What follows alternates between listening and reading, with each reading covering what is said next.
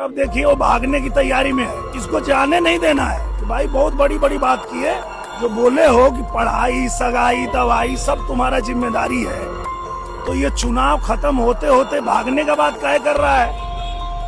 भागना नहीं है, उसको समझाइए। इसमें बहुत मंदिर हैं और बालाजी का मंदिर है ही है, उसको बड़ा बनाने की आवश्यकता नहीं। कंक्रीट की बड़ी बड़ी बिल्डिंगें बना करके मरे तो देश को क्या दे के मरे?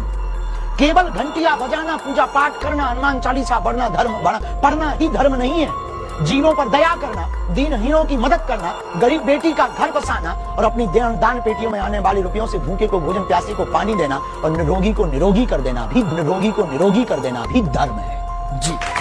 इसलिए हमने विचार किया कि हम मंदिर भव्य नहीं, अस्पताल भव्य बनाएंगे। इस देश में अस्पतालों में मंदिर बहुत हैं, हम एक नई क्रांति चाहते हैं, मंदिर में अस्पताल दिखाएंगे, मंदिर में अस्पताल।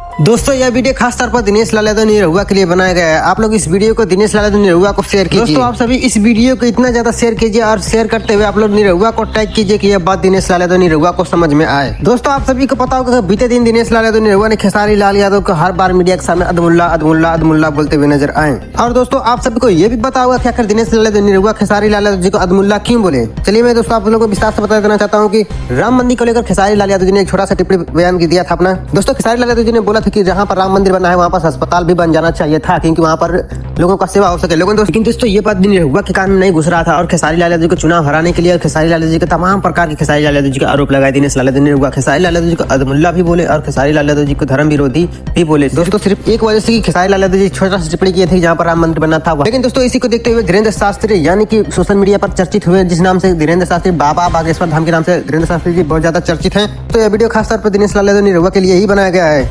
दोस्तों जैसे आप लोगों ने वीडियो में देखा कि बाबा बागेश्वर दिनेश लाल यादव को रगड़ते हुए नजर आए हैं, यही बात खेसारी लाल यादव जी निरहुआ को समझा रहे थे, लेकिन खेसारी भैया का बात को दिनेश लाल यादव निरहुआ समझ नहीं पा रहे थे।